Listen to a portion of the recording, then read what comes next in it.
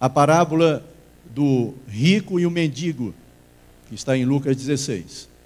Os senhores sabem que existem, no mínimo, 3 interpretações para esta parábola. Tem a interpretação feita pelos evangélicos, a interpretação feita pelos católicos e a interpretação feita pelos adventistas do sétimo dia. Então, a metáfora ela é muito interessante, porque ela vem de maneira figurada e a pessoa precisa captar a mensagem, precisa entender. E por que Jesus falou através de metáforas e parábolas? Então, antes de nós darmos seguimento aqui à nossa lição, eu quero convidar você para olhar o texto que está no verso aí, para memorizar, mas eu quero que você abra a Bíblia, porque eu vou ler um outro texto além desse também. Por favor, abra sua Bíblia em São Mateus. São Mateus capítulo 13. Aqui no capítulo 13 nós encontramos várias parábolas. Você pode prestar atenção que o capítulo 13 é quase todo só contando parábolas. Nos evangelhos temos registrado cerca de 40 parábolas contadas por Jesus, tá? E diz aí, antes de ler o texto que está para memorizar, eu quero ler o verso 10 e 11. Porque aí está pedindo para ler o 34 e 35. Eu quero ler o 10 e o 11. Então se aproximaram os discípulos e lhe perguntaram: por que lhes falas por parábolas? Os discípulos estavam assim boquiabertos, porque Jesus estava contando tantas parábolas. Mas por que o Senhor está falando aí do Evangelho por parábolas? E agora vem a resposta. Ao que ele respondeu: porque a vós outros é dado conhecer os mistérios do reino dos céus, mas àqueles não lhes é isso concedido. Perguntas: será que Jesus não queria que todo mundo entendesse os mistérios do Evangelho? Claro que sim. Nunca houve e nunca haverá neste planeta um mestre igual a Jesus. Nunca. Alberto Einstein foi um dos maiores cientistas que o mundo teve. Na história da educação nós conhecemos dezenas de nomes. Na área jurídica também, o jurista, como um Rui Barbosa e assim por diante. Um Luiz Camões, na área de português, de literatura, enfim. O mundo teve grandes mestres, mas todos eles receberam lampejos, alguns raios de luzes daquele que é o sol da justiça e de todo conhecimento, que é a própria luz do saber e do conhecimento. Tem um texto lá em Colossenses 2, verso 3, que toda a sabedoria, todo o conhecimento estão centralizados na pessoa de Jesus. Então, Jesus veio ao mundo, queridos, exatamente para, conforme você viu aí o verso 11, para dar a conhecer os mistérios do reino de Deus. Eu estou terminando um trabalho sobre os mistérios de Deus. Existem 3 mistérios, sabiam? 3. Existe um mistério que só Deus conhece, mais ninguém, só a divindade, a Trindade. Mais ninguém penetra nesses mistérios. Existe um segundo tipo de mistério que Deus resolve passar para um grupo seleto de pessoas. Há um texto na Bíblia que diz: Deus não fará coisa alguma sem primeiro revelar os seus segredos aos seus servos. E existe um terceiro tipo de segredo ou mistério que Deus quer que a humanidade conheça. E esse mistério é exatamente o Evangelho, Cristo e assim por diante. Então Jesus estava dizendo: olha, eu vou revelar para vocês os mistérios que vocês podem entender. Mas para vocês entenderem, tem que prestar bastante atenção para as metáforas, para as parábolas que eu estarei trazendo para vocês.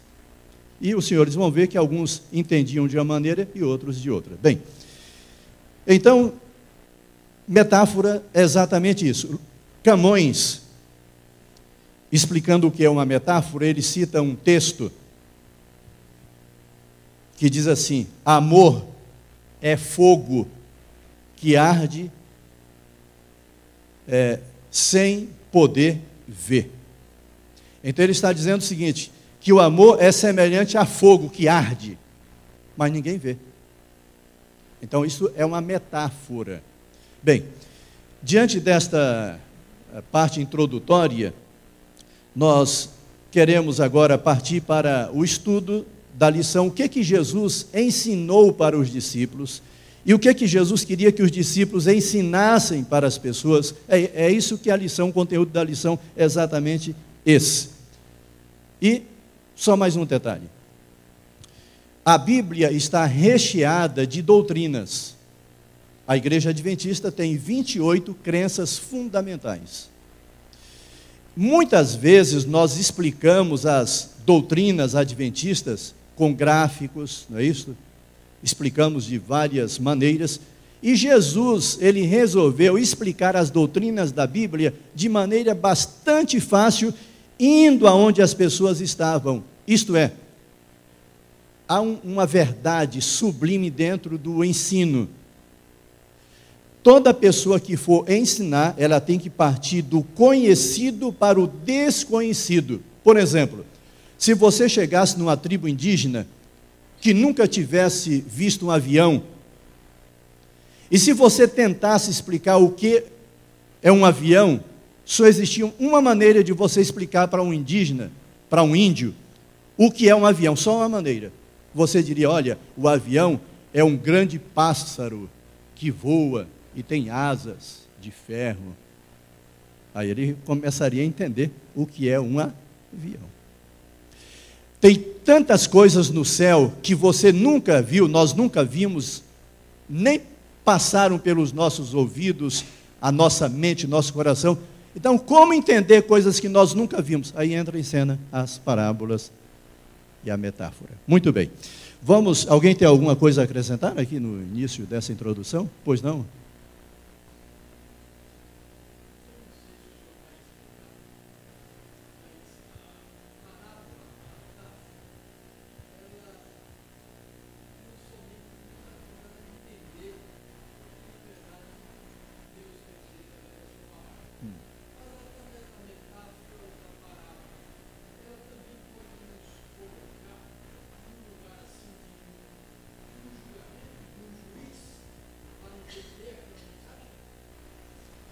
A sua pergunta está vinculada exatamente aqui na parte de domingo, como exemplo, porque o senhor está falando de julgamento.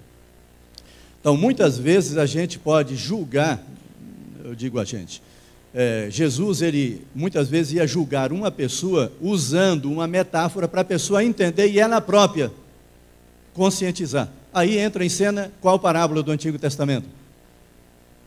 Qual aqui está aí, hein? De Davi e Natã. Me ajude agora, desse lado aqui, ninguém falou ainda aqui. Desse lado aqui. O que você entendeu quando a lição colocou aqui aquela metáfora, aquela parábola de Natã, quando chegou diante do rei? Por que ele usou uma metáfora? Alguém poderia me ajudar desse lado aqui? Pode estar à vontade? Pois não. Bem alto, por favor, para...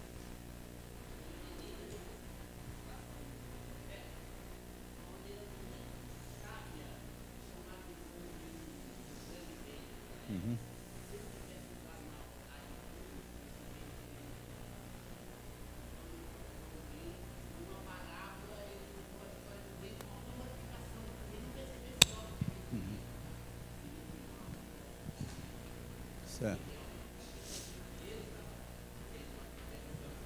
Tá. Natã, ao chegar diante do rei para acusá-lo, ele estava colocando a cabeça dele, o pescoço dele, ali na forca. Por quê? Aparentemente o rei estava acima da lei. Então o rei, para vocês terem uma ideia, quanto tempo levou do adultério até Natã procurar o rei? Os senhores sabem quanto tempo levou? Levou no mínimo 9 meses. Então vejam só, ninguém tinha coragem de chegar diante do rei para acusá-lo, dizendo, você cometeu adultério, matou lá o esposo da mulher com quem você adulterou e assim por diante. Natan, sabiamente, instruído pelo Espírito Santo, ele pensou, eu vou contar uma parábola e o rei vai cair na sua própria armadilha. Então contou aquela parábola de uma mulher, ou melhor, uma pessoa que tinha ali uma única ovelhinha, e o vizinho foi lá e tinha tantas ovelhas, e foi lá e pegou exatamente a ovelhinha dele, matou para dar de alimento. E quando foi contada essa parábola, essa história, o rei se indignou, ficou furioso e disse, eu quero saber quem foi essa pessoa que foi lá pegar a única ovelhinha do fulano de tal, e enquanto ele tinha tantas. E agora, note que coisa interessante. Agora, o profeta de Deus olha para o rei e diz, tu és exatamente a pessoa que pegou a única ovelha. Aí foi quando o Espírito Santo de Deus clareou a mente do profeta. Tem uma coisa que você não pode esquecer durante este ano. O pecado, ele cega, veda os olhos da pessoa ou das pessoas para que elas não enxerguem o espelho para mostrar a sua sujeira. O pecado embaça o espelho para você não ver a sua sujeira. Então, nós não podemos brincar com o pecado. Temos que fugir do pecado. E ali Davi caiu em si. E ele disse, pequei. Graças a Deus que Davi era um homem muito sincero. E ele confessou o seu pecado, se arrependeu. Salmo 51, Salmo 32, são os dois salmos clássicos do arrependimento de Davi. Pois não. O senhor no final acabou até complementando, né? A proposta da parábola era despertar na pessoa aquilo com que ela se identificasse. Certo. E Natan com certeza sabia que Davi era um homem justo, um homem de ação e sincero. Então quando ele coloca Davi naquela situação, a reação de Davi foi a esperada, né? Quem é esse homem? Né? Vamos resolver essa questão. E aí não teve como fugir, né? Levou ele a se confrontar com a sua própria atitude. Né? Graças a Deus por isso. Jeremias, Ezequiel usaram também, vamos dizer, parábolas, metáforas. Ezequiel fala sobre a vinha inútil. O profeta Jeremias fala lá sobre a vindima, sobre um campo lavrado e assim por diante. Então, os profetas usavam metáforas, e principalmente relacionadas com a agrícola, produtos agrícolas, porque as pessoas, de modo geral, eram de zona rural. Então, nós temos aqui na parte de domingo, alguns exemplos do Antigo Testamento, de que alguns profetas usavam a metáfora. Na parte de segunda-feira, nós encontramos aqui Jesus falando em parábolas, lá no Sermão do Monte, ou da montanha, e a lição colocou o título aí, o autor colocou sabedoria arquitetônica. Inclusive essa semana eu passei a semana toda lá no NASP, porque quarta-feira eu estarei mudando para lá, se Deus quiser, e eu passei lá com os pedreiros, com pessoas pintando e tal, e eu olhando os detalhes da casa, né? Estamos quase terminando uma casa, depois de 37 anos trabalhando para o nosso querido Deus, Ele nos deu uma casa para morar, e eu louvo a Deus por isso. É um presente que Ele nos deu. Então a gente vai para lá, vamos trabalhar lá, ajudando, visitando futuros pastores e também dando algumas aulas nesta área de teologia para obreiros e assim por diante. Mas eu estava ali olhando a arquitetura da casa e tal. Aí eu comecei a pensar no que Jesus contou, ele falando aqui sobre dois homens, um construindo a casa sobre a areia, outro sobre a rocha. Se você ler o livro Desejado de Todas as Nações e o Parábolas de Jesus, eu estou andando aqui, não sei se eu estou dando trabalho aí para a pessoa que está, porque eu estou com a lição aqui, né?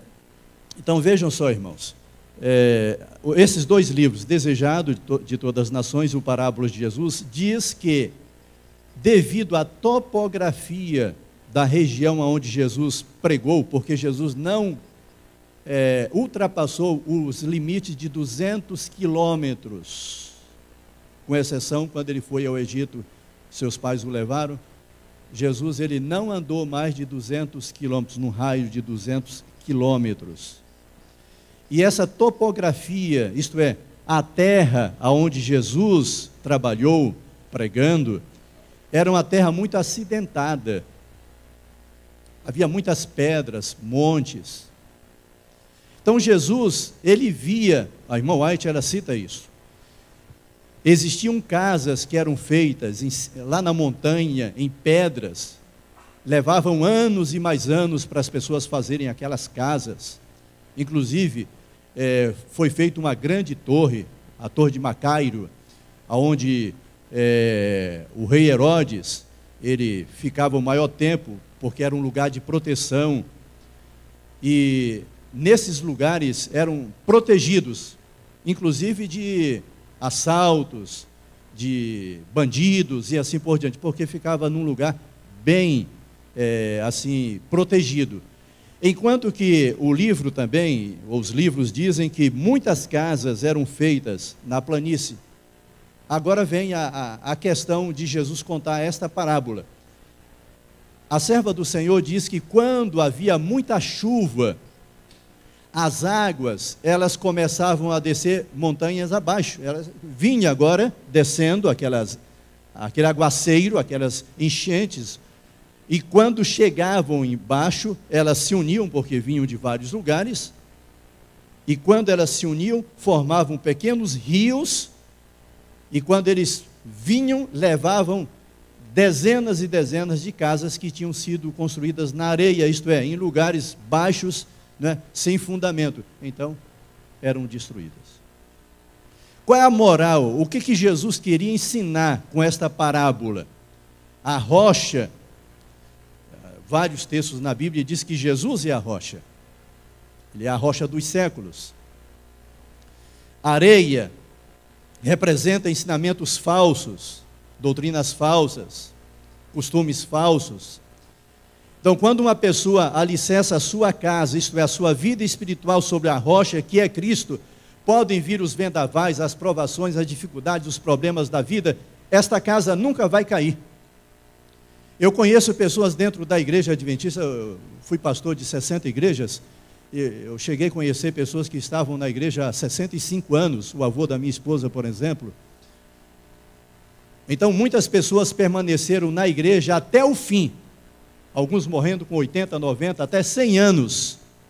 Por que essas pessoas permaneceram na igreja, enquanto que outras foram batizadas e um mês depois, 6 meses, 1 ano, 2 anos depois deixaram a igreja?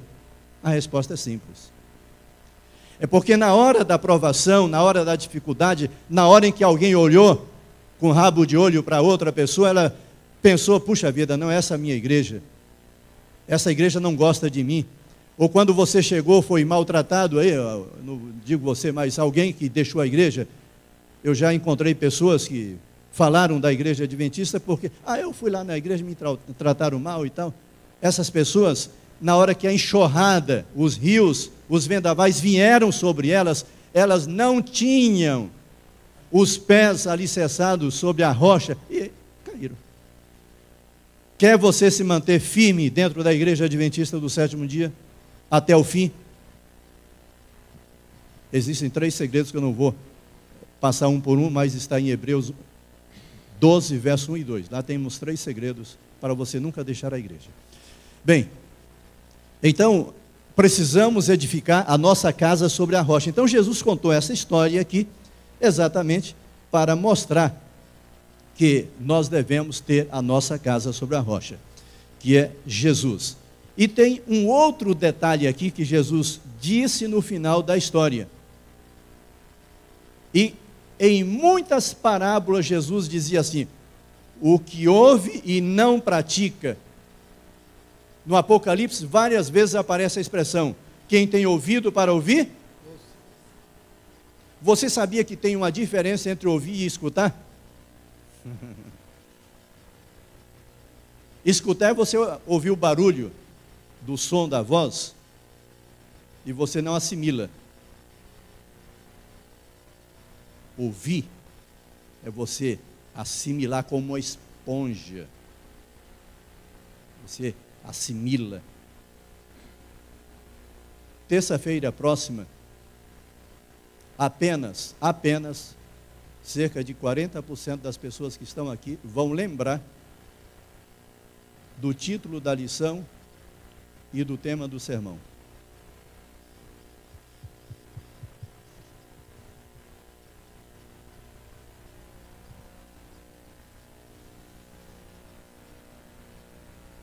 Eu vou até um pouquinho mais.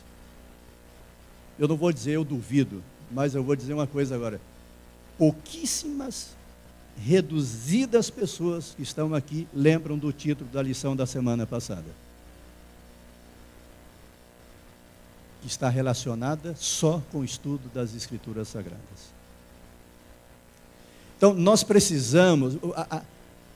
irmãos, a parábola, a metáfora, ela tem esse objetivo de impregnar o princípio do ensino na mente e no coração da pessoa. Eu vou contar uma parábola rapidamente aqui, moderna.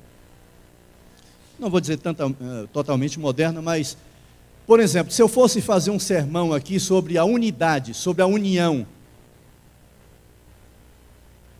eu poderia citar vários textos da Bíblia e você depois não iria lembrar. Mas a parábola que eu vou contar, você talvez não vai esquecer.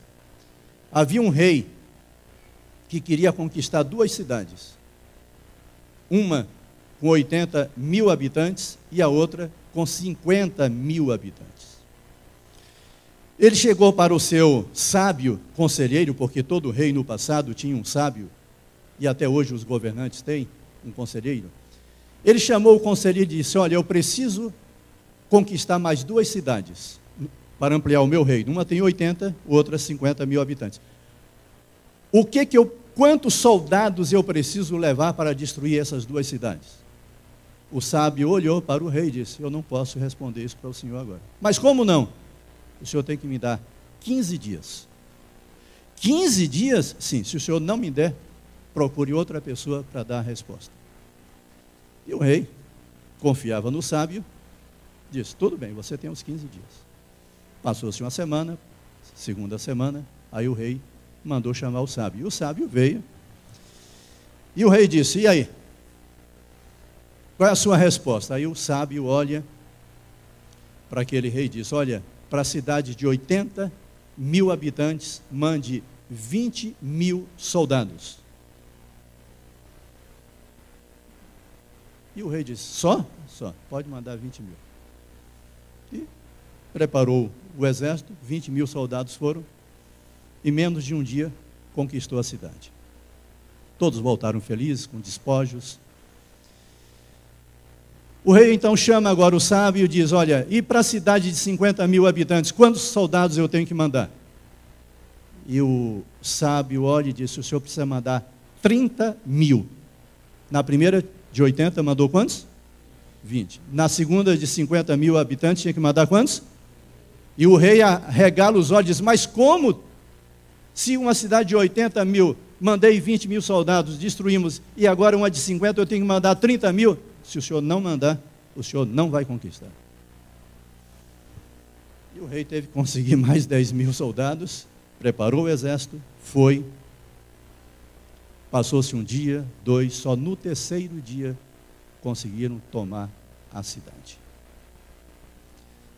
Houve baixas, né? Alguns ficaram, né, completamente doentes, né, feridos, enfim. E voltaram, e o rei rapidamente chama o seu sábio e diz: eu quero saber aqui uma coisa, espera aí. Como é que você sabia que eu precisava mandar 30 mil soldados para a cidade de 50 e 20 mil para de 80? Eu quero que você me explique. Aí o sábio faz uma pergunta: quanto tempo eu pedi ao Senhor para eu pensar? 15 dias. E sabe o que eu fiz durante os 15 dias? Não sei. Eu fiz o seguinte: durante uma semana eu estive na cidade de 80 mil habitantes. E eu comecei a olhar a cidade. O prefeito era corrupto. As pessoas, elas não se entendiam. As famílias degradadas, desunidas. E eu pensei: essa cidade aqui vai ser fácil para ser conquistada. Depois eu fui para a cidade de 50 mil. Qual não foi a minha surpresa? Uma cidade organizada, todos por um e um por todos. Havia uma unidade havia justiça. E eu pensei, essa cidade vai dar trabalho. Por isso, eu aconselhei. Moral. Satanás, ele olha para a igreja de Vila Matilde, Vila Granada, Belém, e assim por diante. E ele fica só sondando para ver que tipo de unidade existe dentro da igreja. Aí, se a igreja for uma igreja desunida, ele vai pensar assim, eu vou mandar poucos demônios para lá, porque vai ser fácil destruir. Agora, se a igreja é unida, se há unidade entre o ministério, entre o pastor e os membros da igreja, e os membros da igreja, as famílias são unidas, eu preciso de um grande exército, Satanás pensa, mas ele não consegue destruir porque existe um valoroso comandante nesta igreja. Amém? Contei rapidamente uma metáfora, uma parábola que os senhores certamente vai custar para esquecer, de como devemos viver para não sermos destruídos. Então Jesus usava muito exatamente esse método, tá? Para as pessoas entenderem. Então, foi exatamente isso. E Jesus aqui usa inclusive o Daniel, ele no sermão dele, ele citou esse texto, né? Quem não toma a sua cruz e vem após mim, e não negue a si mesmo, não pode ser meu discípulo. Ninguém pode ser discípulo de Jesus se não tomar a sua cruz e segui-lo. Não sei se os senhores já ouviram aquela metáfora de um homem que estava caminhando com a multidão em direção ao céu. E todo mundo carregando a sua cruz, né? E aquele moço, murmurando no meio do caminho, suando bastante, já quase não aguentando carregar a cruz, ele pensou, sabe de uma coisa? Pediu um serrote emprestado, cortou um pedaço da cruz, aí ele se sentiu aliviado. E foi. Lá na frente ele tinha que subir uma montanha, e ele já exausto, ele pensou, vou tirar mais um pouquinho, para que essa cruz tão grande? E foi e cortou mais um pedaço, né? E em dado momento ele avista lá na frente uma planície e vê um abismo. E ele percebia que as pessoas, quando chegavam em frente ao abismo, jogavam a sua cruz e atravessavam por cima dela. Do outro lado estava o céu. E quando ele se aproxima da cruz, ou melhor, do abismo, e olha para o abismo, e olha para o tamanho da sua cruz, começou a medir ali, e ele pensou, se eu jogar a minha cruz, vai para o abismo. Como é que eu vou atravessar se eu cortei a minha cruz? Então é perigoso você tentar cortar a sua cruz. É perigoso. Tem pessoas que pensam assim, a minha cruz é a minha mulher, eu vou cortar. Coitado desse, né? Ou é o esposo, ou é o filho, ou o irmão na igreja, seja lá o que for. Meu amigo, Jesus disse, se você quer ser meu discípulo, tome a sua cruz e siga-me. Ele vai suavizar o peso da sua cruz. Pode ficar certo. Porque ele diz, o meu fardo é o quê? Leve. Ele diz isto. Vinde a mim, eu vou te aliviar. Então não se preocupe se a cruz de vez em quando fica mais pesada ou menos, tá? Alguém quer falar? Pois não. Ô pastor, essa lição eu tirei algumas lições que eu gostaria de sumarizar aqui e acoplar aqui. Para mim é totalmente contraproducente eu ouvir e não praticar. É danoso para a minha alma eu ouvir e não praticar.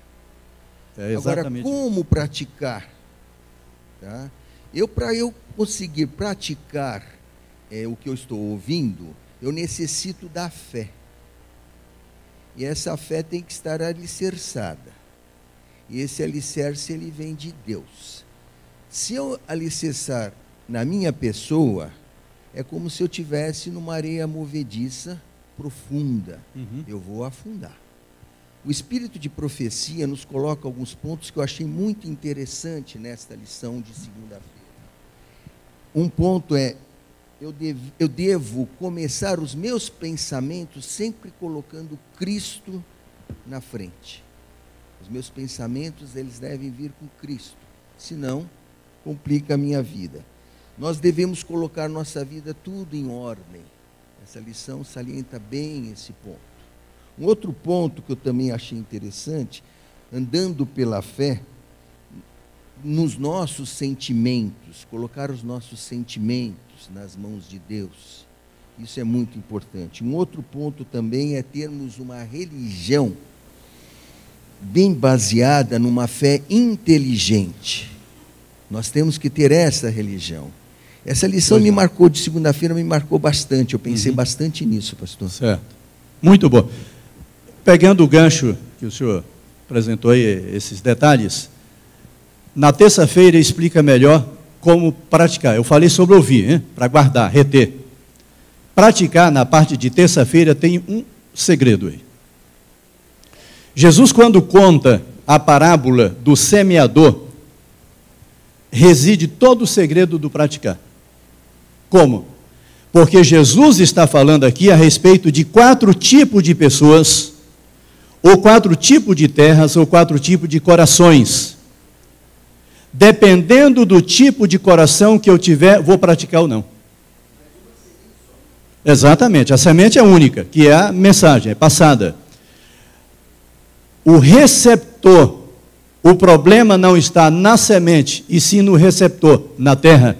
Aí Jesus diz o seguinte: há um grupo de pessoas, há um grupo que ouve, mas o maligno, as aves vêm e comem. Então, tem pessoas que escutam a palavra, 1 hora depois ela não sabe de nada, porque o maligno come, tira da mente da pessoa.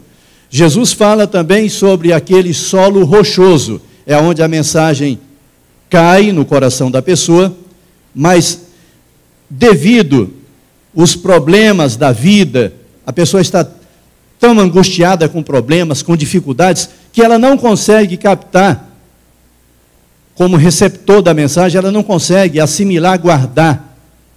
Como é que ela vai praticar uma coisa que não está guardada no coração? Terceiro, Jesus fala a respeito da terra onde tem muitos espinhos. Os espinhos, Jesus disse, vieram e sufocaram as provações da vida, as dificuldades. Eu até gostaria de guardar o sábado, mas não posso deixar o meu trabalho. Eu até gostaria de dar o dízimo, mas, puxa vida, esse mês eu ganhei, mas eu tinha mais dívida do que... Os espinhos sufocam a mensagem. E a 4ª semente, ou melhor, a 4ª terra, onde caiu a semente, era uma terra boa, que frutificou e deu fruto 60 por 1. Então, a questão de obedecer ou não, praticar ou não, depende do coração. E a lição, há um veio aqui de ouro, aqui dentro dos comentários da lição, que muitas vezes a gente não percebe. Quando você olha no primeiro parágrafo, bem no meio, ele diz assim, o comentarista, ele falava, isso é, Jesus falava por parábolas, convidando os discípulos a confrontar-se a si mesmos. Agora notem, olhando no espelho do coração. Então a primeira coisa para você conseguir guardar, não apenas ouvir, é fazer uma análise no espelho do seu coração. Segundo, eles podiam avaliar suas tendências materialistas. Será que eu estou colocando as coisas materiais acima das espirituais? Se tiver, esqueça que você não vai obedecer nada. Terceiro, rever seu nível de perseverança. Tem pessoas que começam a fazer alguma coisa, por exemplo, o ano bíblico, ou reavivados pela sua palavra, que é um capítulo por dia. Muitas vezes a pessoa começa, toma a decisão, ao pregar no dia 31, para primeiro, deixei 5 desafios para os irmãos lá, e um deles foi, vamos tirar tempo na primeira hora do dia para Deus. Os senhores estão dispostos? Então, quase todo mundo levantou a mão. Agora, falta perseverança. Temos que ter perseverança. E o último item aqui, que a lição cita, a analisar seu envolvimento com o mundo e escolher o estilo de vida do resoluto discipulado. Chega um momento que você tem que praticar, mas o mundo puxa você, e o Espírito Santo puxa você. Por isso que Isaías 30, verso 21 diz, quando você andar para a direita, para a esquerda, você vai ouvir uma voz dizendo, este é o caminho, andai por ele. Então, muitas vezes, nós não praticamos os princípios de Deus, é porque existe uma força negativa que nos atrai, o fascínio do mundo. Eu não sei quantas vezes você virá aos cultos de domingo à noite, neste ano, aqui nesta igreja onde você frequenta, não sei. Eu não sei quantas vezes você virá num culto de quarta-feira. Porque muitas vezes o fascínio de domingo à noite atrai a gente, e a gente, infelizmente, coloca a opção para o fascínio que o mundo oferece, e a gente deixa de vir à igreja no domingo à noite, trazendo uma visita. Então, prática depende exatamente disso. E Jesus contou esta parábola, que eu já expliquei aqui, né? Além dessa, temos o joio e o trigo, e assim por diante. Vamos para a quarta-feira, porque o meu tempo está já esgotando. Eu tenho mais 5 ou 10? 10. Mais 10 ainda? Ah, que bênção. Está melhor do que no culto pregando. Mas está ótimo, irmão. Vamos lá para a quarta-feira. Chegamos aqui numa parte de extrema importância da lição. A parte de quarta-feira, qual é o título que tem aí na lição? Olha aí, por favor. A guerra do... Por que a lição colocou exatamente esse título? De modo geral... Pois não, irmão, pode dizer. É Satanás? Em parte eu aceito. Mas Jesus também foi um revolucionário. Porque ele revolucionou os seus dias como? Ele revolucionou trazendo verdades que tinham sido esquecidas e alteradas através dos milênios e séculos.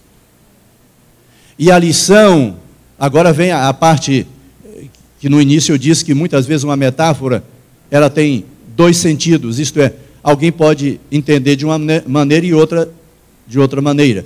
Jesus, como revolucionário, isto é, revolucionando os ensinos dos seus dias, e até hoje ele tem revolucionado, ele tem despedaçado corações, porque quando ele conta a parábola que os senhores têm aí na parte de quarta-feira, dizendo que todo aquele que cair sobre a pedra será despedaçado. Tem um texto lá em Mateus 21 que fala sobre isso. Despedaçado, quando uma pessoa vem sobre Jesus, sobre a rocha, ele despedaça o orgulho, ele despedaça a vaidade, ele despedaça o egoísmo, ele despedaça o mundanismo, ele despedaça o amor próprio. Irmãos, cair sobre a rocha, todo que cai sobre a rocha, ele é despedaçado, isto é, Jesus arranca todas as arestas e purifica. E agora Jesus começa a contar algumas parábolas para mexer com os judeus. Como? Preste atenção para o que eu vou dizer agora. Claro que os senhores estão prestando, mas principalmente agora. Cristo precisava encontrar a chave. Sábado passado eu fui visitar uma advogada, eu estava na casa da minha sogra, eu fui à Igreja Central, paulistana, e à tarde minha sogra me convidou para visitar uma advogada budista. E depois de uma certa conversa, eu pedi a Deus para me mostrar a chave do coração daquela senhora. E ela mostrou, e Deus mostrou, porque em dado momento ela deu a brecha, ela mostrou. E ali eu tive o privilégio de passar quase 1 hora estudando com aquela senhora. Jesus, ele procurava a chave do coração da pessoa. E quando Jesus olhou para aqueles fariseus empedernidos, ele pensou, eu preciso encontrar a chave. Aí ele encontrou, sabe como? Contando a parábola dos lavradores. Lembram? Onde o dono da vinha mandou alguém, e as pessoas que estavam lá mataram, representando os profetas, e no final, ele mandou quem? O seu próprio filho. E em dado momento, Jesus diz, E esse filho, o que eles fizeram? Em dado momento, Jesus percebeu que eles estavam entendendo a mensagem através da parábola. E quando eles compreenderam, Jesus disse: o reino de Deus será tirado de entre vós e será dado a outro povo. E aí foi quando eles tomaram a decisão de matar Jesus, mas a mensagem foi dada. E a dos dois filhos, um disse: eu vou, não foi. O outro disse: não vou, mas foi. Jesus falando sobre os judeus também. Então Jesus revolucionou a metodologia de ensino que os judeus tinham na época, a tal ponto de pessoas dizer assim: nunca ouvimos ninguém falar como este homem. E Jesus, ele quer revolucionar a sua mente, o seu coração, a sua vida. Hoje eu estava assistindo, até cheguei um pouco atrasado aqui, eu estava assistindo as últimas palestras do Campuri, e ali o pastor Ayrton pregando e depois fazendo o batismo, uma coisa impressionante ali acontecendo. E o porteiro lá daquele rodeio, né, daquele local, o porteiro, ele, no dia que o pastor Dolci chegou, ele disse: o senhor de qual igreja? E ele disse, porque viu atrás lá o adesivo do carro do pastor, estava lá o adesivo da Novo Tempo. E ele disse: olha, o rapaz disse: eu sou da igreja da Novo Tempo. E o pastor Dolci disse: ah, é? Eu também sou. Aí o pastor perguntou: você vai a qual igreja? Não, não vou a nenhuma igreja, eu sou da Novo Tempo. Aí o pastor disse: mas como assim? Não, é que eu sigo a Novo Tempo e tal. Aí o pastor disse: você quer uma visita? Quero. Aí falou com o pastor do distrito, o pastor foi lá, começou a estudar, e hoje o rapaz nesta manhã foi batizado. Amém? Foi batizado. Então vejam que coisa impressionante. Então, Jesus, ele tinha métodos, e ele quer que esses métodos revolucionem a nossa mente, o nosso coração, a nossa vida. E os judeus, infelizmente, a maioria não permitiu que Jesus mudasse a vida. E eles usaram desculpas, mas não ficaram na ignorância. Tá certo? Então, vamos agora terminar a lição na parte de quinta-feira. Agora vem a parte que é mais para nós, principalmente. A lição na quinta-feira diz: a herança criativa de Cristo. Que herança é essa? O que quer dizer esse título aí? A herança criativa de Cristo. O que é isso? Me ajudem agora. Hein? O que quer dizer isso? O que a lição quer dizer aqui é o seguinte: Jesus deixou uma herança de metodologia, de ensinamento. E o desejo de Jesus é que esta herança de metodologia, de ensino, fosse sendo passada através dos séculos e milênios na igreja. E aí nós encontramos em Atos dos Apóstolos essa herança, lá o lençol de Pedro, né? Quando Pedro teve aquela visão, né? E ali ficou definido que Deus não fazia acepção de pessoas. Atos 10, 28, é bem claro o texto, e 31. Mais à frente você encontra Paulo usando várias metáforas, inclusive de um arquiteto, construtor. Depois Tiago usando a metáfora da língua, né? Como fogo, do navio grande, dirigido por apenas ali um timoneiro e assim por diante. Então, o Apocalipse, capítulo 12, 17. Então, esta herança, ela passou através dos séculos e chegou até nós. E agora eu termino a lição dizendo o seguinte: você e eu somos adventistas, temos uma mensagem que é chamada de verdade presente para esses últimos dias, e nós devemos pregar a mensagem usando metáforas. Por isso que os nossos pastores antigamente, ainda hoje, usam slides, né? Agora através do computador, quadros. Quando entrei pela primeira vez na igreja adventista no Rio de Janeiro, lá estava um pastor pregando e fazendo um seminário das 2.300 tardes e manhãs. Então a gente vê, irmãos, a igreja ela continua. E no Apocalipse, nós adventistas somos peritos em falar sobre a besta, né? Do Apocalipse 13, as duas bestas, do dragão. Mas eu gostaria de terminar dizendo o seguinte: por favor, quando você estiver pregando sobre as bestas, sobre Babilônia, por favor, exalte o Cordeiro. Em Apocalipse 13, verso 8, no meio lá do estudo da besta, do dragão, no meio está exatamente o Cordeiro. Exaltemos o Cordeiro de Deus, através da pregação e através da nossa vida. Quantos querem nesta manhã dizer: Senhor, ajuda-me a seguir o teu método e a viver os teus ensinos? Deixe-me ver as mãos. Deus seja louvado. Eu vou fazer uma breve oração aqui, pedindo para que Deus abençoe a todos nós que pratiquemos esses ensinos. Santo Deus, é muito bom estarmos em tua casa de oração, ouvindo os teus ensinos, permitindo que o teu Espírito Santo aplique estes ensinos em nossa mente e em nosso coração. Mas não queremos ser apenas ouvintes esquecidos. Queremos praticar esses sagrados ensinos no dia a dia da nossa vida. Abençoa, Pai, todas as pessoas que estão aqui. E que durante este ano sejamos verdadeiros instrumentos em tuas mãos para levarmos pecadores aos pés de Jesus. Aceita a nossa oração e dá-nos um ano muito feliz e abençoado.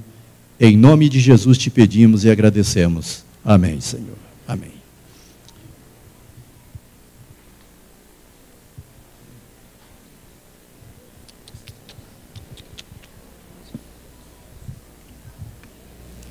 Para o término da nossa escola sabatina, cantaremos o hino Ó Cristãos Avante, de número 344. Ao sinal do maestro, coloquemo-nos em pé.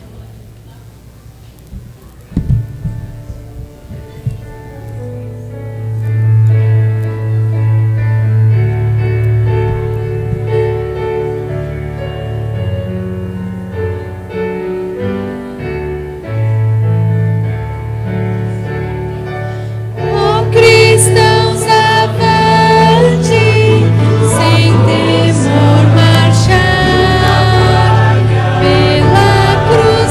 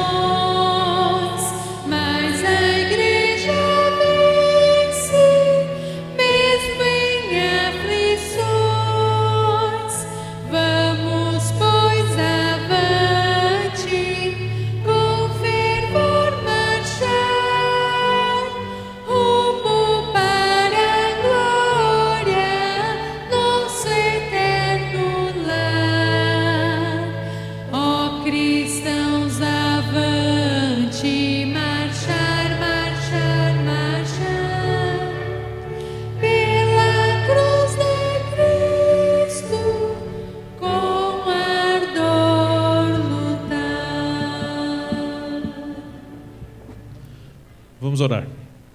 Senhor Deus, obrigado pela manhã que tivemos aqui. Guarda-nos agora no retorno para casa.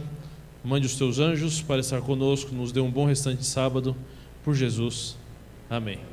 Um bom sábado a todos, uma boa tarde. Pastor Manuel, muito obrigado pela sua presença aqui. Obrigado aos nossos amigos da internet que nos acompanharam.